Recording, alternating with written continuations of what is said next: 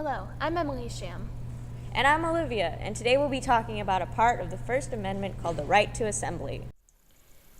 Freedom of assembly or freedom of association is the individual right or ability of people to come together and collectively express, promote, pursue, and defend their ideas. Pretty much, as long as people are not breaking things and being respectful, they have the right to gather and do what they want. Watch a movie, have a nice conversation, or protest. But mostly it's about protesting. Yeah, and of course, each branch of government has broken this amendment one or two times, and we're here to talk about them.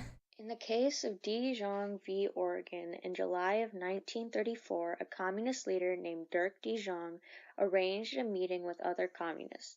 The police raided the meeting and arrested Dirk for violating the state's criminal syndicalism statute. The law defines criminal syndicalism as the doctrine which advocates crime, physical violence, sabotage, or any unlawful acts or methods as a means of accomplishing or effecting industrial or political change or revolution. He claimed that the evidence was insufficient. The Supreme Court disagreed and ruled instead that he was not charged with criminal syndicalism, but that he had governed a meeting with people that were for the Communist Party, and it was unlawfully teaching and advocating in Multnomah County. Mike Pence, being vice president, is a part of the executive branch. Went to a showing of Broadway's Hamilton the Musical to be greeted by a speech from the actors directed toward him specifically, along with the boos of the audience to his presence. However, Pence stated that the boos he faced at Hamilton the Musical were what freedom sounds like. Pence actively showed his support to the cast speech of protest, saying, "I did hear what was said from the stage. I can tell you I wasn't offended by what was said.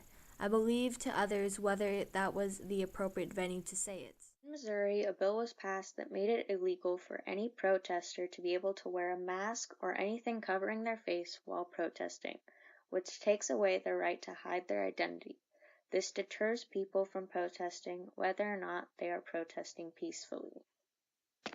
Inc. versus NLRB, the 1978 court case, ruled that workers have the right to engage in political advocacy as long as the political theme relates to their job. Employees of Petitioner Corporation sought to distribute a 4-part union newsletter in non-working areas of Petitioner's plant during non-working time. The case ended in a 7-2 decision supporting the respondent in favor of expanding the freedoms of workers' ability to protest at work. Okay, so for the executive branch violation, we're going to go back to the Civil Rights Movement. In spring of 1963, in Birmingham, Alabama, a protest called Project C was happening, and it was being led by Martin Luther King. There were multiple protests fighting against segregation. These protests were in the form of sit-ins where African Americans would sit in white-only restaurants, boycott downtown businesses, and march on City Hall. These protests were met with violence from police officers and firemen who used fire hoses and police dogs. They set these on men, women, and children. These attacks brought some of the most influential photos that spread across the country, and people saw exactly how bad segregation was. The fire hoses and police dogs was ordered by the police chief of Birmingham. Thank you for watching this video. Our works cited is here, and we hope you have a good day. Thank you.